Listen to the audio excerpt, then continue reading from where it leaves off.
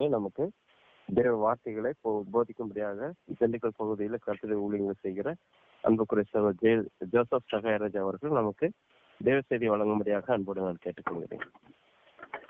கர்த்தருக்கு பிரியமான சகோதரிகளே, இந்த வாரம் 19வது வாரமாக நாம் உன்னத பாட்டை ஆராய்ந்து கொண்டிருக்கின்றோம். கடந்த வாரத்தில் 4ஆம் அதிகாரத்தை தொடக்கினோம். 1-2 வசனங்களுக்கான விளக்கங்களை பார்த்தோம். இன்றைக்கு நாம் 4ஆம் அத்தியாயத்தின் 3ஆம் வசனத்துக்கு கடந்து செல்கிறோம். இந்த அத்தியாயம் முழுவதுமே கடைசி வசனம் நீங்களாக இந்த அத்தியாயம் முழுவதுமே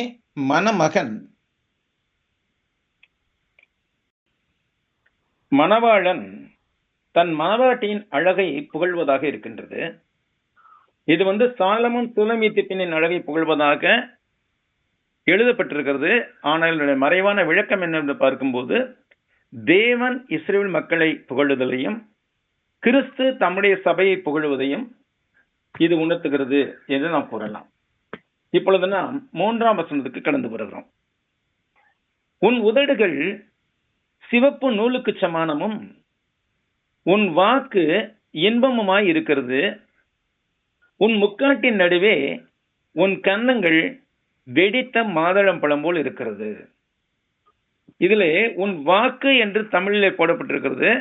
ஆனால் எபிரேய மொழியிலே உன் வாய் என்ற அர்த்தத்தில் உள்ள வார்த்தை தான் இருக்கிறது.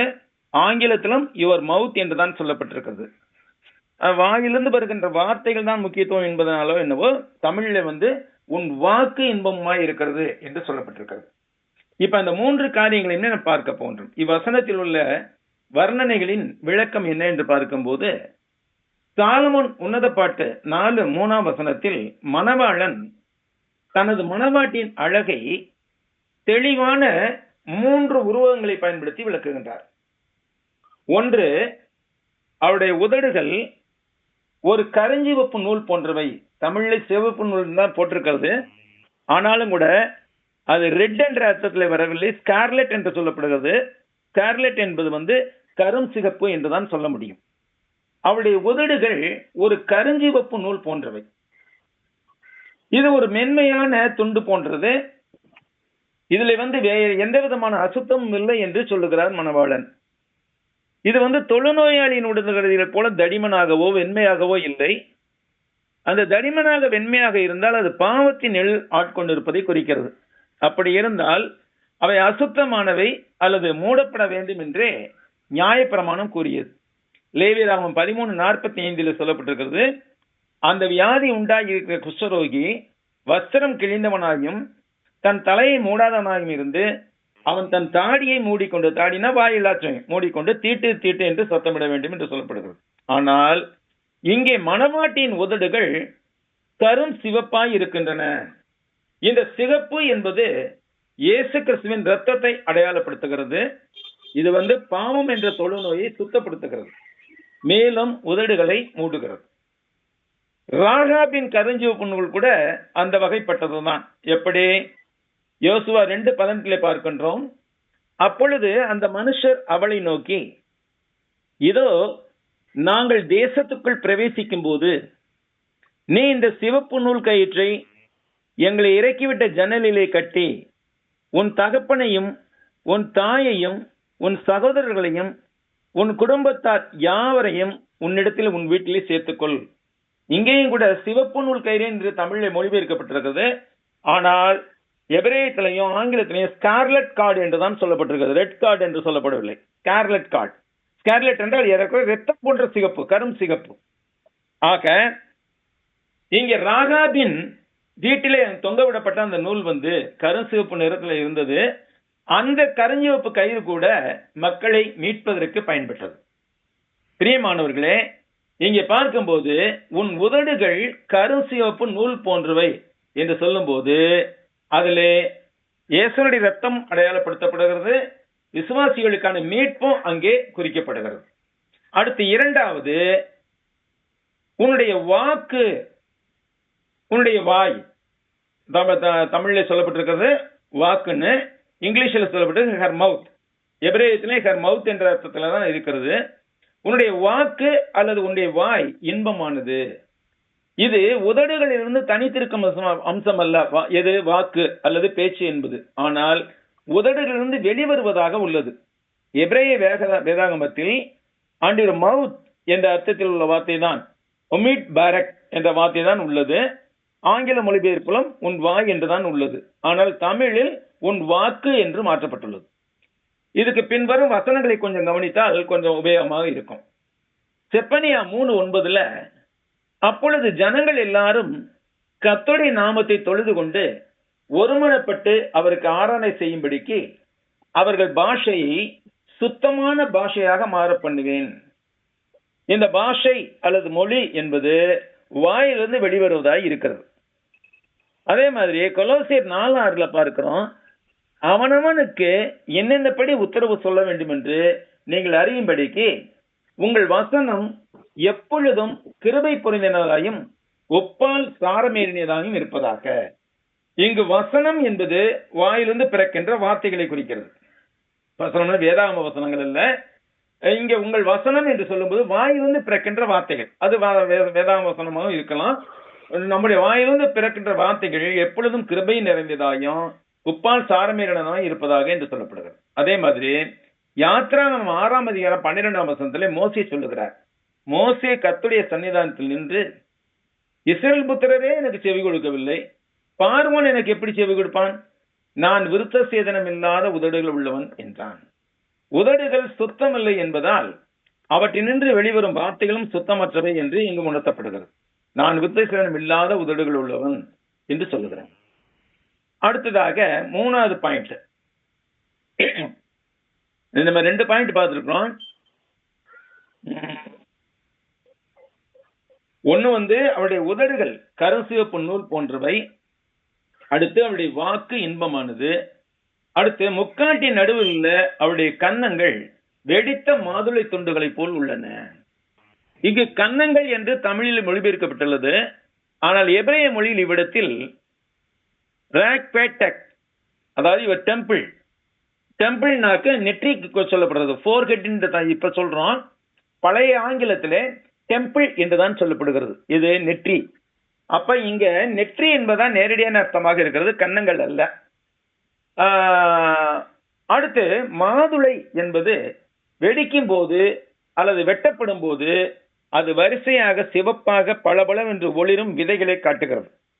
அது ஸ்படிகத்தை போல சிவப்பு நிறத்தில் உள்ளது. மணவாட்டியின் தன்னடக்கம் மேற்பரப்பில் இல்லை.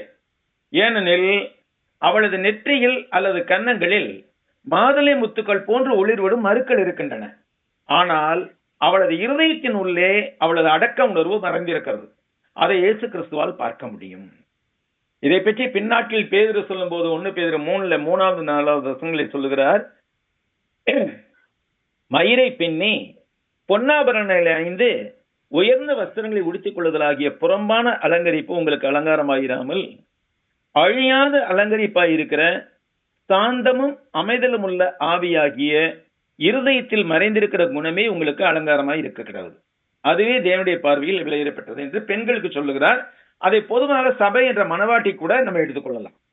மணவாட்டியான சபையின் உண்மையான அழகை பற்றி கிறிஸ்து இங்கே 3 வர்ணனைகளை கொடுத்திருக்கிறார். இது சாலமோனின் வார்த்தைகளில் உருவமாக காட்டப்படுகிறது. இந்த வசனத்தினுடைய ஆழமான அர்த்தங்களும் விளக்கங்களும் என்ன என்று பார்ப்போம். உணரப்பாட்டு 4:3 வசனம் மணமகளின் உடல் அழகு மற்றும் உள்ளத்தின் கருணை ஆகியவற்றை போற்றுகிறது. இதற்கு கருசிவப்பு நூல் போன்ற உதடுகள், இன்பமான வாக்குகள், அதாவது அந்த உதட்டிலிருந்து பிறக்கின்ற இன்பமான வாக்குகள் மற்றும் முக்காட்டினுள் வெடித்த மாதுளை போன்ற நெற்றி ஆகிய உருவகங்கள் பயன்படுத்தப்படுகின்றன. திருமண உறவிற்குள் அன்பின் நேரடி கொண்டாட்டத்திலிருந்து சபையின் மீதான கர்த்தரின் அன்பை உருவக பிரதிநிதித்துவப்படுத்தும் வரை விளக்கங்கள் இங்கே இருக்கின்றன. இதில் மாதுளை முத்துக்கள் என்பது கருவுறுதல், ஏராளமாகுதல் மற்றும் உறவின் புனித தன்மை ஆகியவற்றையும் குறிப்பதாக இருக்கலாம்.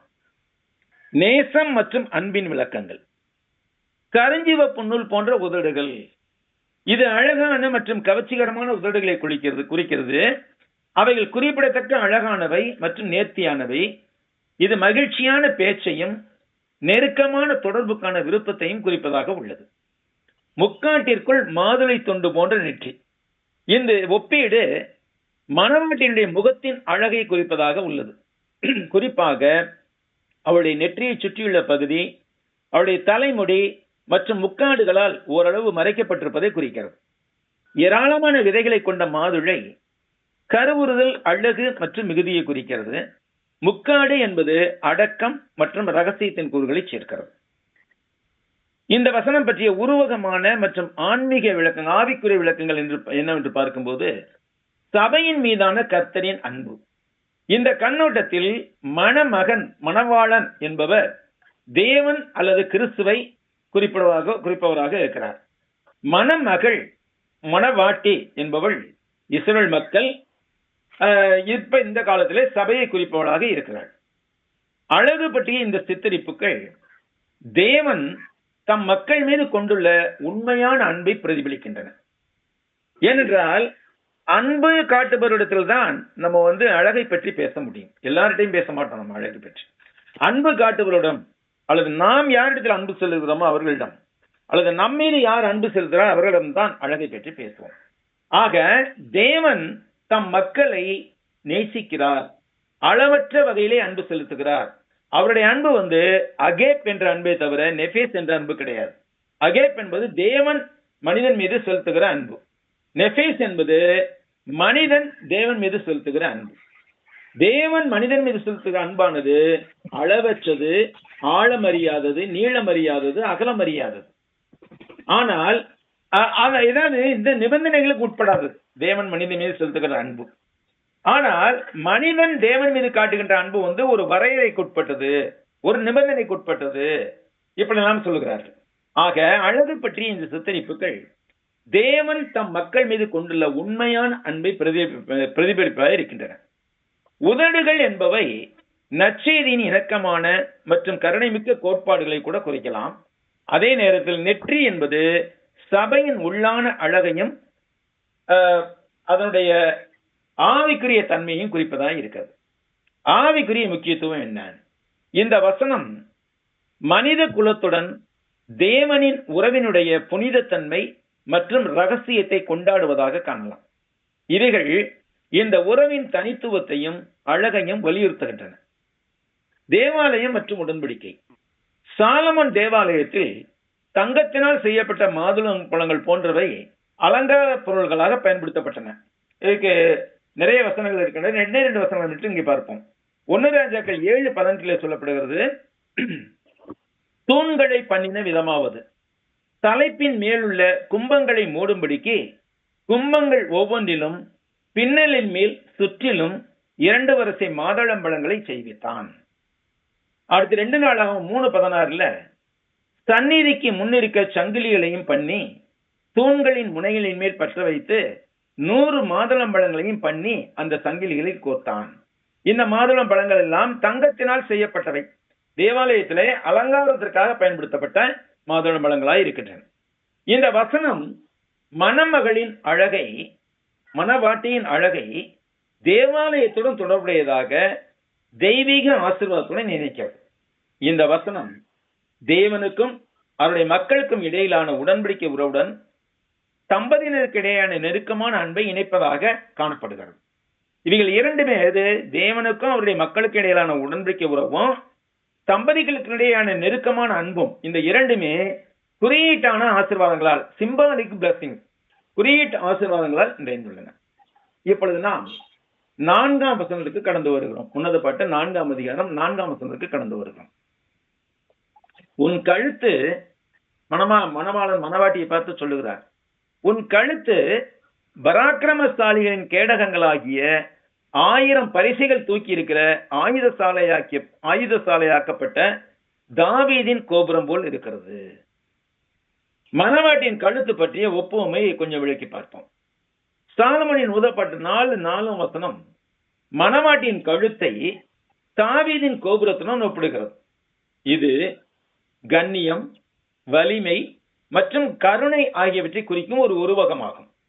இந்த ஒப்பீடு மணவாட்டியின் கழுத்து கழுத்தணிகள் மற்றும் பிற நகைகளால் அலங்கரிக்கப்பட்டிருப்பதைப் போலவே கோபுரத்தின் வலுவான மற்றும் நன்கு அலங்கரிக்கப்பட்ட ஆயுத கிடங்கான ஒரு சித்தரிப்பை எழுப்புகிறது.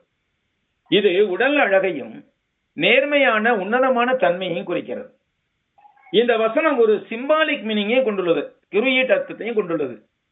சிலர் இந்த கழுத்து என்பது ஒரு விசுவாசியை தலையாகிய கிறிஸ்துவுடன் இணைக்கும் விசுவாசத்தின் கிருபையாக விளக்குகிறார்கள். கவிதையிடையான மற்றும் உலக பிரகாரமான விளக்கம். வலிமை மற்றும் கண்ணியம். தாவீதின் கோபுரம் வலிமை மற்றும் பாதுகாப்பின் அடையாளமாக இருந்தது. எனவே அதனுடன் ஒரு கழுத்தை ஒப்பிடுவது என்பது பெருமைக்கு பதிலாக நம்பிக்கை மற்றும் நேர்த்தியின் தோரணை குறிக்கிறது. தாவீதின் கோபுரம் பற்றிய வரலாற்று தகவல்கள் கொஞ்சம் பார்ப்போம் இந்த இடத்துல. ஏன்னா வேற சமயத்தில் அதை பார்க்க முடியாது நம்ம, அதனால தாவீதின் கோபுரம் பற்றிய வரலாற்று தகவல்கள் சிலவற்றை பார்ப்போம். தாவீதின் கோபுரம் என்பது எருசலேமில் உள்ள ஒரு பழங்கால கோட்டையாகும். இது எருசலேம் வரலாற்று அருங்காட்சியகத்தை கொண்டுள்ளது. இப்பொழுதும் அந்த வரலாற்று அருங்காட்சியகம் இருக்கிறது. நம்ம ஒருவேளை எருசலேமுக்கு போனோம்னா குரூப்பா அதெல்லாம் பார்க்கலாம். எருசலேம் கோட்டை என்றும் அழைக்கப்படுகிறது.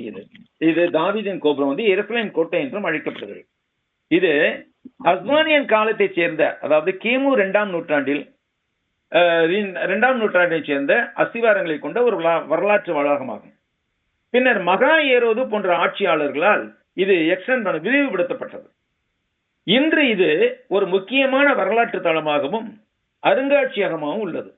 இது காட்சியகங்கள், கலைப்பொருட்கள் மற்றும் நைட் ஸ்பெக்டகுலர் எனப்படும் பிரபலமான மாலை ஒளி மற்றும் ஒளி காட்சி நிகழ்ச்சியின் மூலமாக எருசலேமின் வரலாற்றை விவரிக்கிறதா இருக்கிறது. இந்த இடத்துல வரலாற்று மற்றும் கட்டடக்கலை விவரங்கள். இந்த தாவீதின் கோபுரம் என்பதற்கான வரலாற்று மற்றும் கட்டடக்கலை விவரங்கள் பார்க்கும்போது, அடித்தளங்கள் முதல்ல பார்க்கும்போது, இந்த தளத்தின் அஸ்திவாரங்கள் அஸ்மானியன் காலத்துக்கு முந்தையவை. இதில் மகா ஏரோது செய்த முக்கியமான கட்டிட சேர்ப்புகள் மற்றும் கோட்டைகளும் உள்ளன. மகா ஏரோது யாரு? இயேசு கிறிஸ்து குழந்தையாக பிறந்த போது ஆட்சி செய்து கொண்டிருந்த மன்னன். அந்த மகா ஏரோது இந்த தாவீதின் கோபுரத்தை புதுப்பித்து கட்டினான். அடுத்து இதனுடைய படிப்படியான பரிணாமம் என்னவென்று பார்க்கும்போது, தாவீதின் கோட்டை பல நூற்றாண்டுகளாக ரோமானியர்கள், பைசாந்தியர்கள், சிலுவை போர், மம்லூக்குகள் மற்றும் ஆட்டோமான்கள் உட்பட பல்வேறு ஆட்சியாளர்களால் கட்டப்பட்டு, இடிக்கப்பட்டு, மீண்டும் கட்டப்பட்டுள்ளது. ஒவ்வொரு குழுவும் தங்கள் அடையாளத்தை விட்டு சென்றனர். இதன் விளைவாக ஒரு அடுக்கு கட்டடக்கலை வரலாறு ஏற்பட்டது. ஆனாலும் கூட அந்த கோபுரம் என்பது தாவீது கட்டின கோபுரம் அப்படியே இருக்குது. பெயர் தோற்றம். தாவீதின் கோபுரம் என்ற பெயர் வந்து பைசாந்தியன் சகாப்தத்திலிருந்து வந்த தவறான பெயராகும். பைசாந்தியன்கள் அந்த இடம் தாவீதின் அரண்மனை என்று நினைத்ததால் இதை தவறாக தாவீதின் கோபுரம் என்று அந்த ராஜாவின் பெயரை வைத்தார்கள். தற்காப்பு அமைப்பு. தாவீதின் கோபுரத்தினுடைய வியூகத்துவமான அமைவிடமானது எப்போதும் ஜெருசலேமுக்கு ஒரு முக்கியமான தற்காப்பு புள்ளியாக மாறியுள்ளது. இங்கே உள்ள அருங்காட்சியகம் மற்றும் சுற்றுலா தலங்கள். அருங்காட்சியக கண்காட்சிகள். கோட்டையின் உள்ளே உள்ள அருங்காட்சியகம் வரைபடங்கள், மாதிரிகள், வீடியோக்கள் மற்றும் கலைப்பொருட்கள் உள்ளிட்ட காட்சியகங்களின் காலவரிசை அமைப்பின் மூலம் எருசலேமின் வரலாற்றை கூறுவதாக உள்ளது. அதே சமயத்தில் விசேஷ இரவு நேர காட்சி. இது வந்து எருசலேமின் வரலாற்றை சொல்லும் வகையில் கோட்டையின் பண்டைய சுவர்களில் திட்டமிடப்பட்ட ஒரு பிரபலமான மல்டிமீடியா நிகழ்ச்சி ஆகும். இன்றைக்கு நம்ம துபாய்க்கு போனோம்னாக்கா அங்க ஒரு பெரிய டவர் இருக்குது. அந்த டவர்ல தினந்தோறும் சாயங்காலத்துல லைட்னிங் நடக்கும். நான் அதை பார்த்திருக்கேன். நான் துபாய்க்கு சென்ற போது நான் அதை பார்த்திருக்கிறேன். அது போன்று எருசலேம்ல இங்க வந்து இன்னும் தினமும் மாலை வேளையிலே எருசலேமின் வரலாறு பற்றிய ஒளி காட்சி ஒன்று நடத்துகிறார்கள். கோபுரத்தின் மீதான நடை. பார்வையாளர்கள் நகரத்தின் பரந்த காட்சிகளையும் உள்ளே உள்ள பழைய நகரத்தையும் காண்பதற்கு கோபுரங்களில் உள்ள பாதைகளில் நடந்து செல்லலாம். கோபுரத்து மேல ஏறி அங்கிருந்து பாதைகள், கோட்டை பூரா செல்வதற்கு பாதைகள் இருக்கின்றது. இங்கே திண்டுக்கல் மலைக்கோட்டையில கூட அந்த மேல வந்து கோட்டை கட்டி இருக்கிறாங்க. அந்த சுவர்கள் ஓரமாகவே செல்வதற்கு பாதை வகுத்திருக்கிறார்கள். அதே போன்று அங்கே இருக்கிறது. அடுத்து சிறப்பு நிகழ்வுகள். அருங்காட்சியகம் தற்காலிக கண்காட்சிகள் மற்றும் கல்வி திட்டங்களை வழங்குகிறது மற்றும் பார்வையாளர்கள் அனுபவங்களை மேம்படுத்த ஒரு மெய்நிகர் யதார்த்தத்தை பயன்படுத்தும் ஒரு புதுமையான ஆய்வகத்தையும் கொண்டுள்ளது. அதோடு கூட பார்வையாளர் தகவல். தாவீதின் கோபுரம் எருசலேமின் பழைய நகரத்தின் ஜாஃபா கேட் நுழைவாயில் கதைகள் அமைந்துள்ளது. அது பார்வையாளர்கள் தற்போதைய நேரங்கள், நுழைவு கட்டணம் மற்றும் காட்சி நேரங்களுக்கு அருங்காட்சியக அதிகாரப்பூர்வ வலைத்தளத்தை பார்க்கலாம். ஏன்னா மாறுபடக்கூடும். அடுத்து இந்த அருங்காட்சியகத்தை மாற்றுத்திறனாளிகளும் பார்வையிட வசதிகள் உள்ளன. எல்லாருக்குமே உணர்றாப்படி. இப்ப ஒருவேளை பார்வையற்றவர்கள் இருக்கிறார்கள், அவர்கள் அதை உணர்வது போன்ற சில வசதிகள் செய்து வைத்திருக்கிறார்கள். அதுமாதிரி உடல் ஊனமுற்றவர்கள் வந்தார்கள் என்றால் அவர்களுக்கு தனியாக வீல் சேர்கள் எல்லாம் வைத்து கொண்டு போய் காண்பிக்கிறார்கள். ஒருவேளை நாம் எல்லோரும் ஒரு குரூப்பாக சேர்ந்து போனால் அங்கே பார்க்க முடியும். தாவீதின் கோபுரத்தினுடைய அழகு மற்றும் அலங்காரம் ஆகியவற்றை ஒரு சிறிய விளக்கத்தை பார்ப்போம். அடுத்து அது முடிந்து விட்டது. தாவீதின் கோபுரம் என்பதனுடைய பிடிஎஃப் அனுப்பும்போது அதுல தாவீதின் கோபுரம் தற்போதைய நிலை பற்றி படம்லாம் அனுப்பியிருக்கிறேன். இன்னைக்கு பிடிஎஃப் அவசியமா பாருங்க, உங்களுக்கு கொஞ்சம் உதவியா இருக்கும். அழகு மற்றும் அலங்காரம். கோபுரம் 1000 கேடகங்கள் தொங்க விடப்பட்ட ஒரு ஆயுத கிடங்குக்காக கட்டப்படப்பட்டது. கேடகங்கள் என்று இங்கே வசனம் குறிப்பிடுகிறது. இந்த சூழலில், அதாவது இந்த சந்தர்ப்ப சூழலில் கேடகங்கள் என்பது மணமகளின் கழுத்தை அலங்கரிக்கும் தங்கம் மற்றும் நகைகளின் கழுத்தணிகள் மற்றும் சங்கிலிகளாக விளக்கப்படுகின்றன. முந்தைய வசனங்களில் அவளுடைய நகைகளுக்கான பாராட்டுகளைப் போலவே இதுவும் உள்ளது. கிருபை ஒப்பீடானது கிருபையையும் எடுத்து காட்டுகிறது. நிலப்பரப்புக்கு மேலே ஒரு கோபுரம் கம்பீரமாக உயர்ந்து நிற்பது போல அன்பான மணவாட்டியின் தோற்றம் அழகாகவும் முக்கியத்துவம் வாய்ந்ததாக விவரிக்கப்படுகிறது. இந்த வசனத்தின் ஆவிக்குரிய மற்றும் குறியீட்டு விளக்கம் என்ன? கிறிஸ்துவுடனான தொடர்பு. சில விளக்கங்கள் வசனத்தை ஒரு அடையாளமாக பார்க்கின்றன. கழுத்து என்பது விசுவாசிகளை கிறிஸ்துவுடன் இணைக்கும் விசுவாசத்தின் கிருபையை குறிக்கிறது என்று பார்க்கின்றன. நேர்மை. கோபுரத்தின் நேர்மையான, அதாவது நேரான மற்றும் வலுவான உருவம் ஒரு உறுதியான மற்றும் நீதியான தன்மையின் பிரதிநிதித்துவமாக காணப்படுகிறது. இது ஆன்மீக அர்த்தத்தின் ஒருமைப்பாட்டு மதிப்பை பிரதிபலிக்கிறது. இந்த 2 வசனங்களோடு நாம் இன்றைய நாளிலே பாடத்தை முடிக்கிறோம். பிரியமானவர்களே, என்ற அடுத்த வசனம் நாம் விரிவாக பார்க்க வேண்டிய வசனமாக இருக்கிறது. எனவே நாம் அடுத்த வாரத்திலே பார்ப்போம். கர்த்தர் தாமே நம்மை ஆசீர்வதிப்பாராக. நன்றி சகோதர சகோதரிகளே.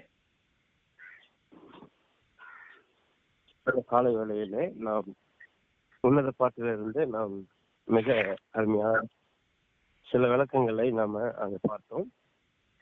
நம்முடைய கர்த்தராகிய இயேசு கிறிஸ்துவோடும் கூட சபையோடும் கூட உன்னத பாட்டிலே சொல்லப்பட்ட அந்த வசனங்கள் இன்றைக்கு பழைய ஏற்பாட்டில் இஸ்ரவேல் ஜனங்களை அங்க ஒப்பிட்டு அங்க பேசுவதை போல புதிய ஏற்பாட்டினுடைய நாட்களில் இப்போ உள்ளது அது கர்த்தருடைய சபை மனவாட்டியை குறித்து அங்கு பேசப்படுகிறது என்றும் ஆண்டவராகிய இயேசு கிறிஸ்துவனுடைய ரத்தம் அது எப்படி அங்க அது ஒப்பிட்டு பேசப்பட்டது என்பதை நாம் அந்த உன்னத பாட்டிலிருந்து சொல்லப்படுகிற அந்த வசனங்களின் அர்த்தங்களை, அதாவது அவருடைய உதடு, அவருடைய வாக்கு எப்படிப்பட்டது என்பதையும், அது மாதுளம் பழங்களைப் போல அங்கு காணப்படுகிறது என்பதையும், அவளுடைய கழுத்து அங்கு எப்படிப்பட்டது என்பதையும், இப்படி அது மணவாட்டியோடு கூட அதாவது மணவாளன் மணவாட்டியோடு கூட அதை ஒப்பிட்டு அங்கு பேசும் பொழுது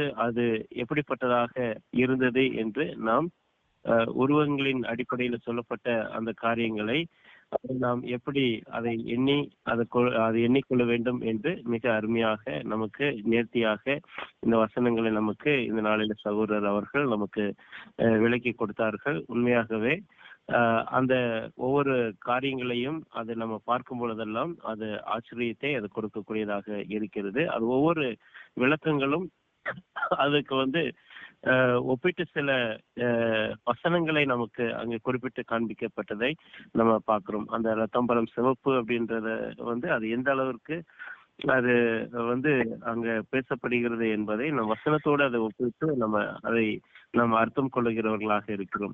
ஆகவே இப்படி அங்க 2 வசனங்களை மாத்திரம் இந்த நாளில நாம் பார்த்தாலும் அது ஒரு நீண்ட ஒரு விளக்கத்தை நமக்கு அது கொடுக்கக்கூடியதாக இருந்தது. ஆகவே இந்த நாளிலே மிக அருமையாக அந்த வசனங்களை நமக்கு எடுத்து போதித்து அருமையான சகோதரர் பலப்படுத்துவாராக.